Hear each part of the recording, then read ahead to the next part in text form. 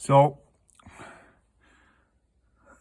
after removing the carpet in my Camaro, came across a bit of a problem here with the floor on the driver's side. I have a bit of a finger hole.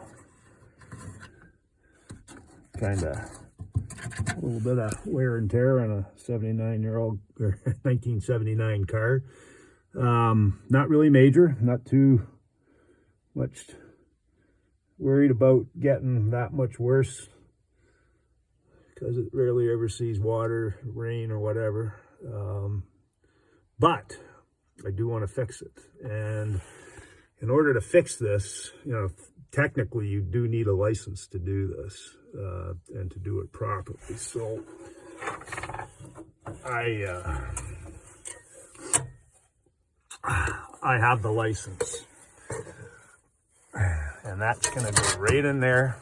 And that's going to fix that hole. This is from my buddy Greg in Arizona.